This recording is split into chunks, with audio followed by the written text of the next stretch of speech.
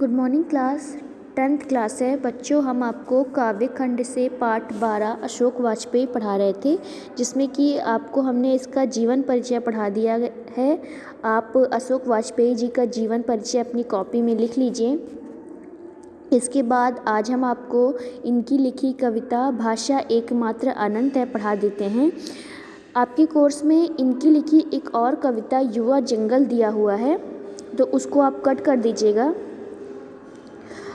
भाषा एकमात्र अनंत है, ये हम आपको पढ़ा देते हैं। इस कविता में कवि ने इस संसार की जो वस्तुएं हैं, इस संसार की सभी वस्तुओं को नशावान बताया, जो कि समय के साथ ख़त्म हो जाती हैं, जबकि भाषा एकमात्र अनंत है। यहाँ पर भाषा को ऐसा बताया गया है जिसका कभी भी अंत नहीं होता।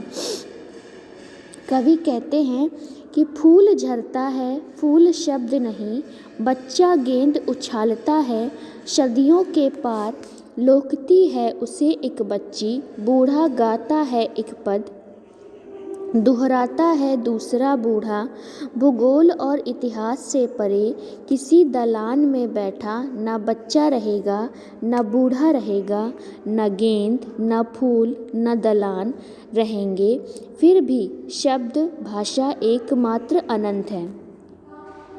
तो यहाँ पर कवि कह रहे हैं कि फूल, पौधे पर फूल खिलते हैं, कुछ समय के बाद झड़ जाते हैं। मतलब फूल झड़ता है, फूल शब्द नहीं है। तो जैसे कि फूल खिलते हैं और कुछ समय बाद वो नष्ट हो जाते हैं, पर शब्द कभी भी नष्ट नहीं होता। बच्चा गेंद उछालता है, उसे एक बच्ची पकड़ लेती है। उसका यह खेल भी सदियों से चला आ रहा है।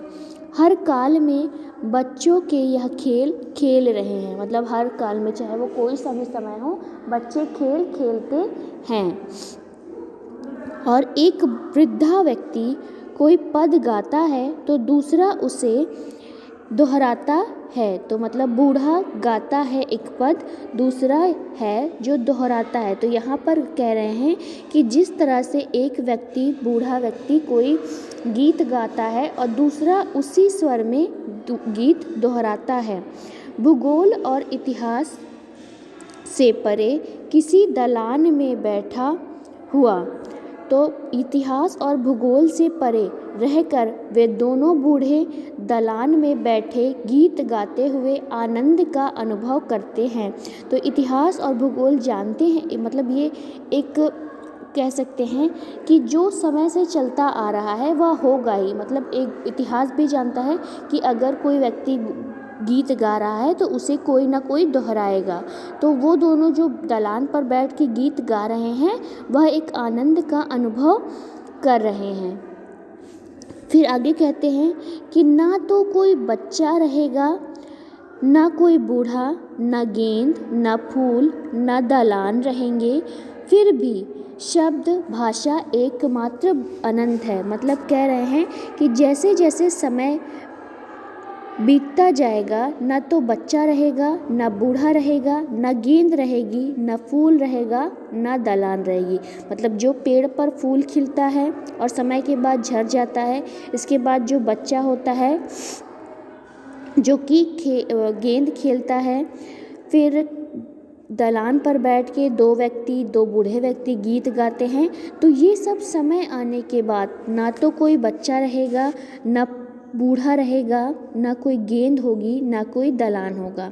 समय के साथ सबका ही नष्ट हो जाएगा, पर किंतु मुख से निकले हुए एक एक शब्द कभी भी नष्ट नहीं होते, क्योंकि भाषा ही एकमात्र अनंत है, जिसका कभी भी अंत नहीं हो सकता। तो यहाँ पर कह रहे हैं कि समय आएगा तो एक दिन वह ना तो वह बच्चा रहेगा, न बूढ़ा रहेगा, न गेंद रहेगी, न दलान रहेगा, ना तो कोई फूल रहेगा, लेकिन फिर भी जो उस समय मुख से निकले हुए एक शब्द होंगे वे कभी भी नष्ट नहीं होंगे, क्योंकि भाषा एकमात्र अनंत है, जिसका कभी भी अंत नहीं हो सकता। वह बदल भले ही जाए, नया स्वरूप ले ले, किंतु उसका विनाश नहीं हो सकता। तो भाषा बदल जाएगी, उसका नया स्वरूप आ जाएगा, किंतु भाषा का अंत कभी भी नहीं हो सकता। मतलब जो पहले बोली जाती थी अब कुछ और बोली जाएगी।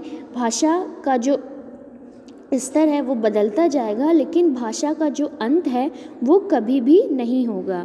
कवि ने भाषा को एकमात्र अनंत बताया।